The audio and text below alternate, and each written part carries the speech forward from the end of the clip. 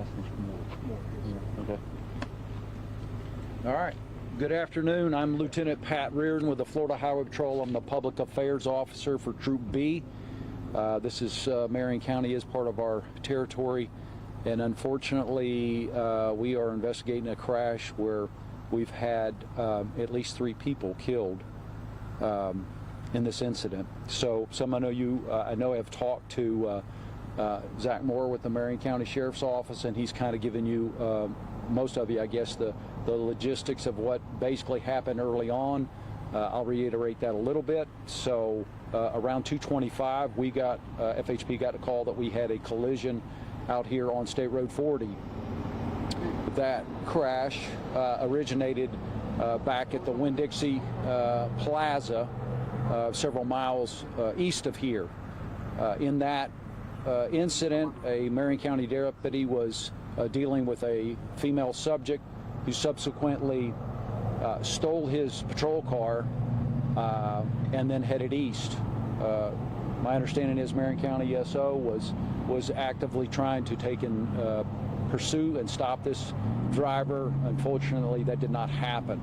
The vehicle continued to travel at a high rate of speed, a very high rate of speed, eastbound out of on US State Road 40. Subsequent to that, speeding outside of town here in the National Forest area, there was a pickup, I believe it's a GM product, that was also traveling on State Road 40. It was coming back west. Unfortunately, the stolen SUV did collide somewhat at a head-on collision, and it killed 3 people. The driver of the stolen vehicle and at least two people in the GMC truck. There was a passenger that was transported from the pickup to the hospital in critical condition. Our traffic homicide investigation team is on the scene now. It's a very large scene. There's a lot of bits and pieces to measure, to photograph, to document, plus the identities of the people that were in the GMC pickup. We're still trying to take and confirm who they were and make next kin notification as quickly as possible. We are actually in the process now of making next kin notification on the driver of the 33-year-old driver of the stolen vehicle, which was a female. We're in the process of making next kin notification now. She was a local resident. That's all I've got at this point. I'll take some questions if you have any.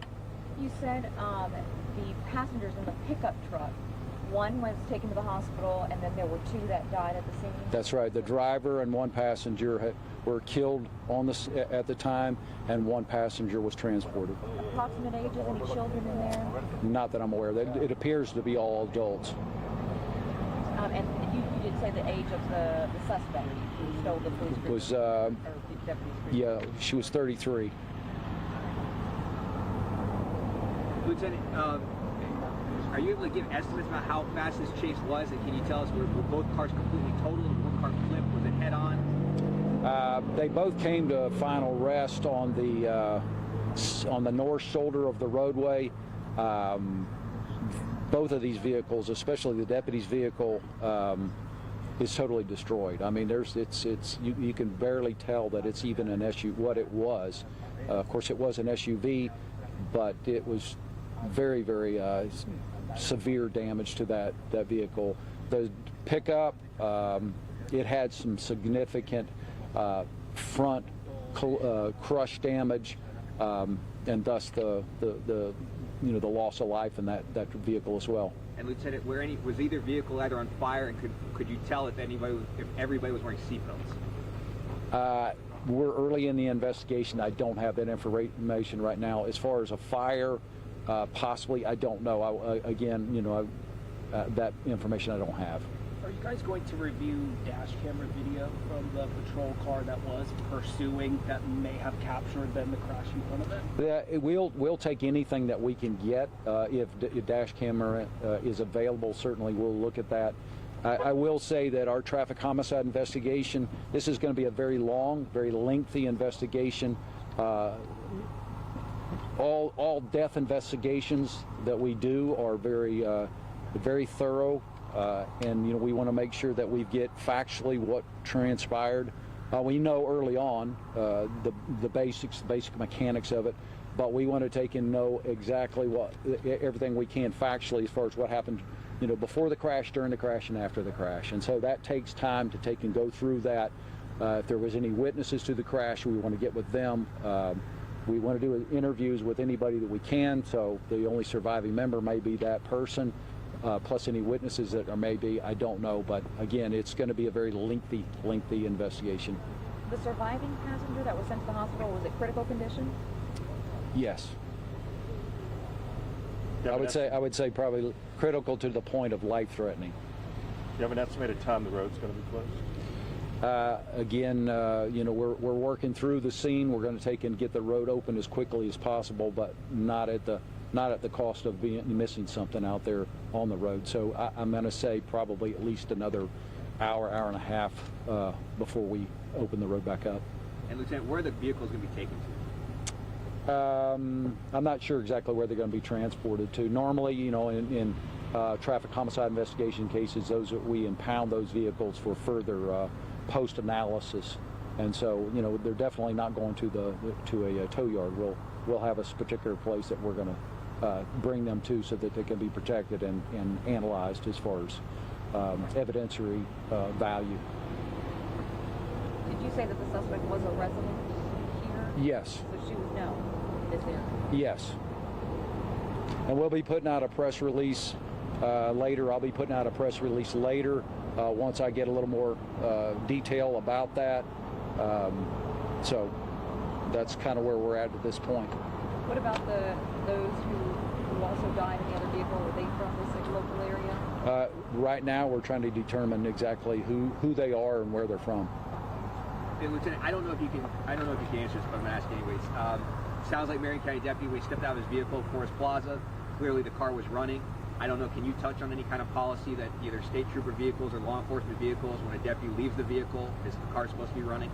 That's our policy may be different than what Marion County Sheriff's Office is. I'm saying we do have some preventative things that we try to do as far as having somebody take your car, but again, policies may vary. But what's FHP's policy? Well, I mean, we have some we have some mechanisms that keep the vehicles from being stolen sometimes. It's basically an anti-theft device. Anybody else? All right, I appreciate it, and just look forward to, we'll be sending out a press release in the near future. Thank you. Thank you, Lieutenant. Zach, can I ask you one question for clarification? Earlier, we were talking about how the car was stolen. I'm a little confused. Now we have a female, and you had a guy. Can you explain more in detail as to how that happened at the shopping plaza? So I never mentioned gender of the individual who stole the vehicle. So as Lieutenant Riordan said, it was a female. It was a male deputy who responded. So maybe that's where the confusion came. So the male deputy responded in reference to the suspicious incident, and upon arrival, he attempted to make contact with this female, and from there, she jumped into his patrol car and took off at a high rate of speed. Zach, you comment on your pursuit policy. In other words, was this response to a felony, or what is the Marion County pursuit chasing policy? I would have to look at the policy to give you an exact answer to that, but grand theft of a motor vehicle is typically a charge that we would pursue for. All right, thank you guys. Thank you.